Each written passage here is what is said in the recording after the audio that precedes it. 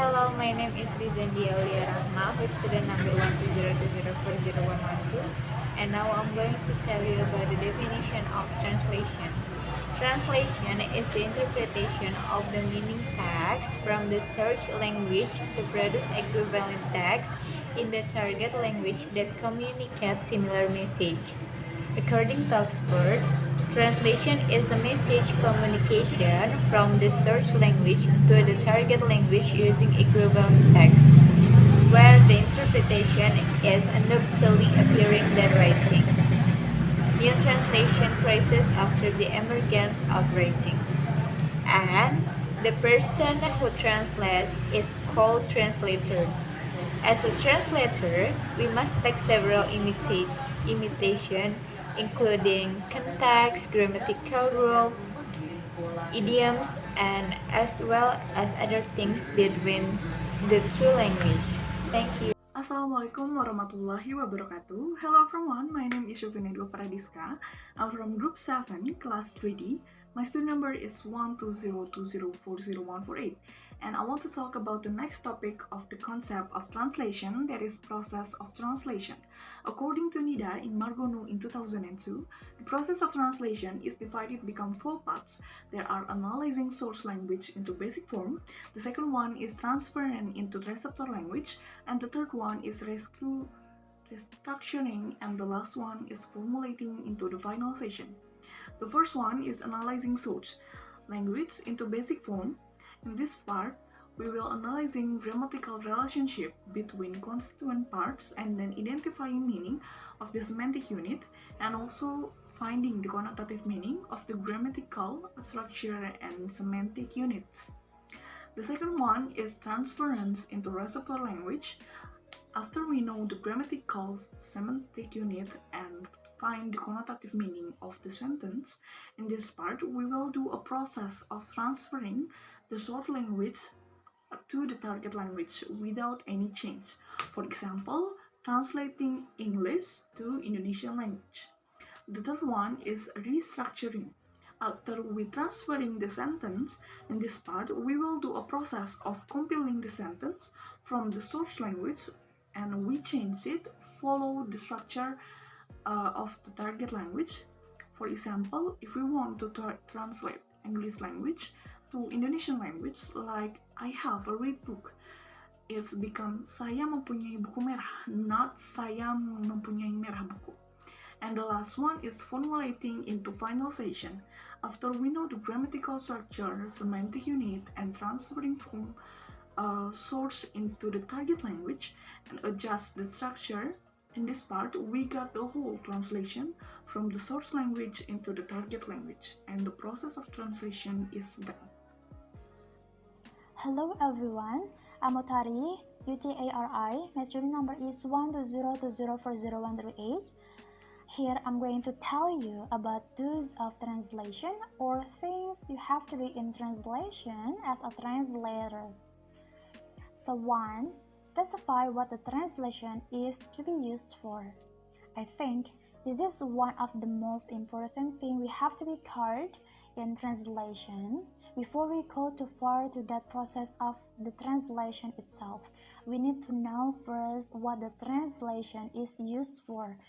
It is because a text translated for speech would be of a different style to that needed in a promotional brochure or science research. 2. Find out exactly what you or your client wants. For example, do you or they want the text aimed at British or American reader? Or do you or they want the text translated into Spanish for use in Spain or South America? I think this is something that we really need to concern with. It is because this point can help us as a translator to come up with an expected and great translation result. 3. Avoid to do translation in the last minute.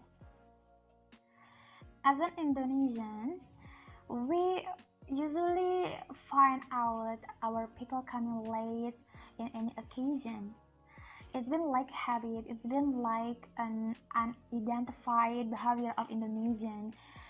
It's also probably make others annoyed because they have to wait for a long time. So as a professional translator, we need to be aware to this point. It is because when doing translation, we need to notice all of aspects of the translation, like checking the tone of the text, the synonym, the phrase, the cultural sensitivities, and many more. Absolutely, it takes time. So the more time you have, the better the result will become. 4. Use the spell checker. Well, it is obvious, but still many translators skip this step. By using this great tool, you can gain accuracy, identification, standardize your documents, and also saving your time. And of course, by using this great tool, it can help you to reduce, to avoid typos and definitely spelling mistake. 5. Read and check the translation before delivery. I think this is the last thing we have to do of translation. We have to read and check the translation before we deliver it to our client to make sure that we don't leave any mistake. Whether it takes your time, it takes a couple of minutes or it takes a couple of hours, but it is really worth it. Make sure that you read and check the translation before you deliver it to your client. Does it sound like a translation? Or does it sound natural? Or does it reflect the source, the message, or not? Well, that's all from me. Thank you. Sheila Dewi Octavia with study number R1202040-122. Dance in translation. Don't attempt to translate documents yourself. Even if you regularly do business in a foreign language, your written skills are still bound to come across as foreign. Don't use foreign employees to translate documentation. Translation is a skill in a bilingual employees are unlikely to produce the high quality of professional translator. Don't employ translators to translate out of their native language. Translation etiquette states you must only translate into your native language, i.e., a native German translator should only translate from their specialist language into German and not vice versa. Don't use student translators who are not qualified for the job. The quality is unlikely to be comparable with that of professional translator. Don't use machine translations. Today, the internet offers numerous online automatically translation service. However, it only gives you a very literal and basic translation that is inappropriate to be used in formal business matters. Thank you. That's all.